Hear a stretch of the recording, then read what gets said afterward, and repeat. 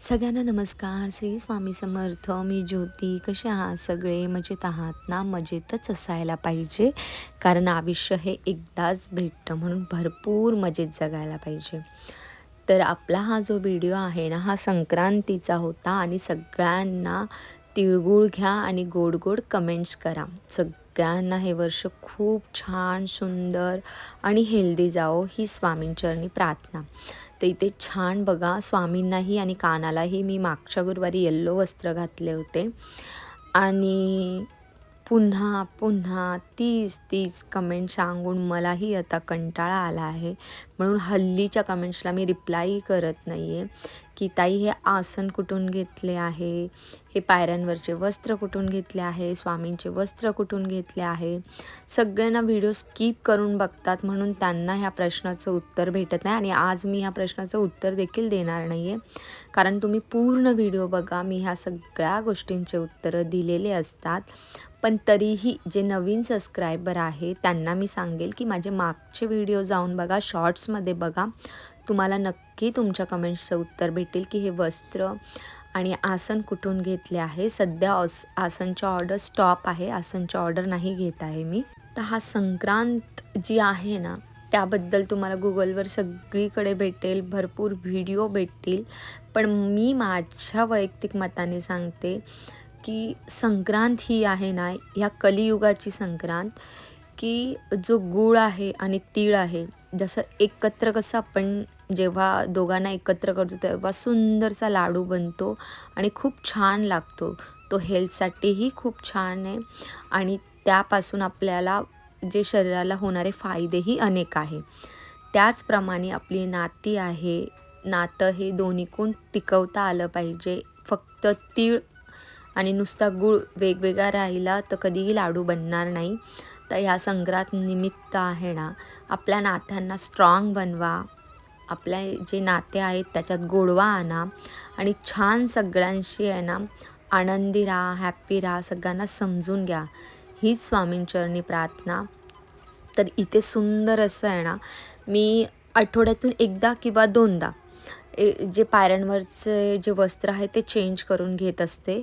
त्यानंतर जी स्वामींची गादी असेल, आसन असेल आणि माझी जी कुळदेवता आहे तुळजाभवानी, तिचं जे आसन असेल ते लावते आणि त्यानंतर आहे ना, सर्वप्रथम जेव्हाही आपण पूजा करतो ना, तर 2 गोष्टी कधीही लक्षात ठेवायच्या. ह्या बऱ्याच जणांना माहीत असतील, पण आजच्या ज्या कॉलेजला जाणाऱ्या मुली आहेत किंवा बरेच लोकं ह्या छोट्या-छोट्या चुका करतात. म्हणून ज्यांना नाही माहीत त्यांच्यासाठी पूजेच्या आधी प्रथम दिवा लावून घ्यायचा.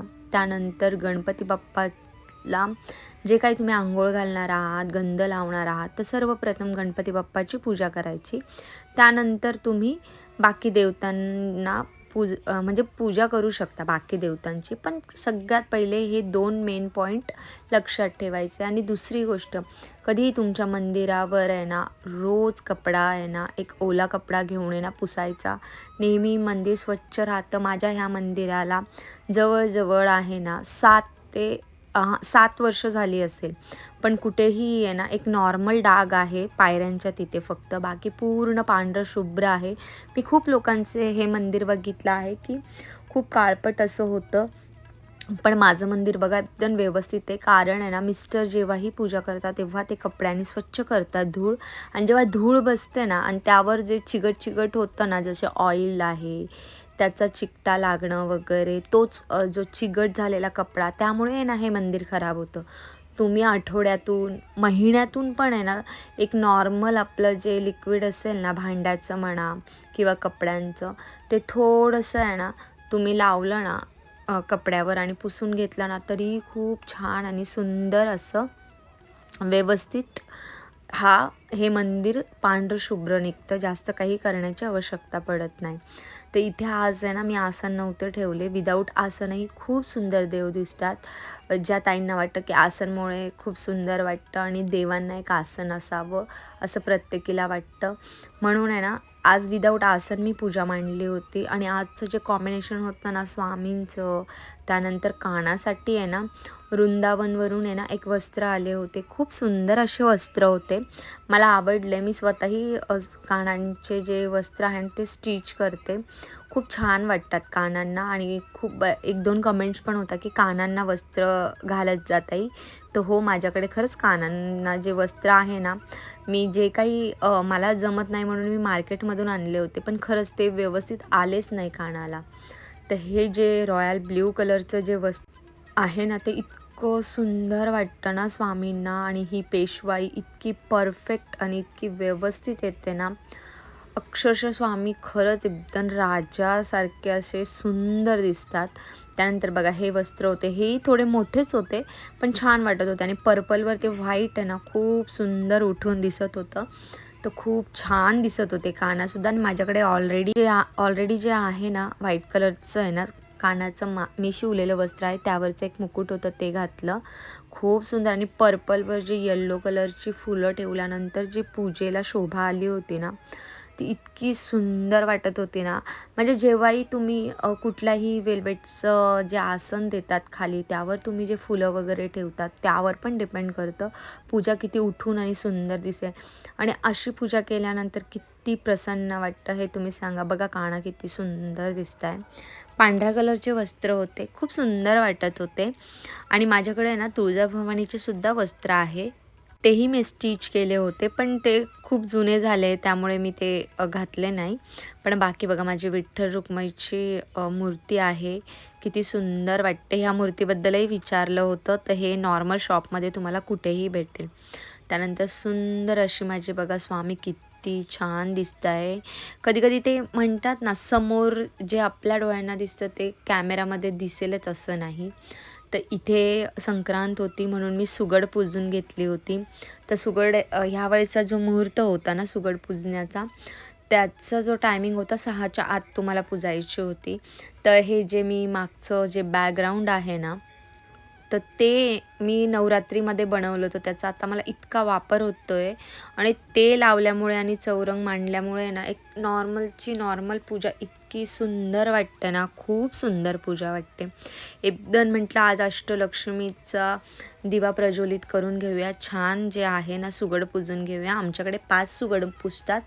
त्यामधील जे एक सुगड असतं ना, ते देवापुढे ना आपल्या कुळदेवतेला ठेवायचं असतं.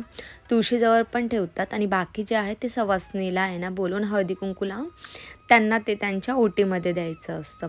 तर सुगडमध्ये जे काही आपले आता हिवाळ्यात येणारे जेवढे काही आहे, बोरं आहे, ऊस आहे, त्यानंतर आत्ता जी गहू पिकायला सुरुवात होती त्याच्या ज्या पारंब्या असतात त्या, त्यानंतर वाटाण्यांच्या शेंगा, असे सगळं त्या सुगडमध्ये भरून त्यानंतर त्याच्यामध्ये तीळ टाकायची, गूळ टाकायचा आणि मग ते नंतर सुगड पुजून घ्यायचे. त्यांना दिवा, अगरबत्ती वगैरे दाखवून त्यानंतर पुजल्यानंतर ते देवाऱ्यामध्ये एक ठेवायचं आणि कोणी-कोणी जिथे आपलं मंदिर असेल देवीचं तिथेही ठेवतात. प्रत्येकाची पद्धत वेगवेगळी असते. आमच्याकडची ही पद्धत आहे. कदाचित तुमच्याकडे जी पद्धत आहे ती थोडी वेगळी असू शकते.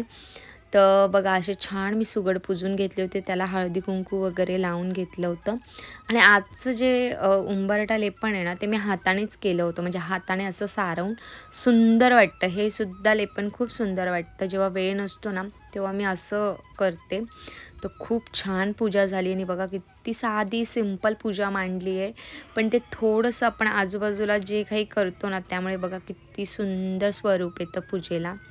तर चला वर्षाचा हा आपला मराठी पहिला सण होता. सगळ्यांना छान जावो हीच स्वामीचरणी प्रार्थना. सगळ्यांना पुन्हा एकदा श्री स्वामी समर्थ.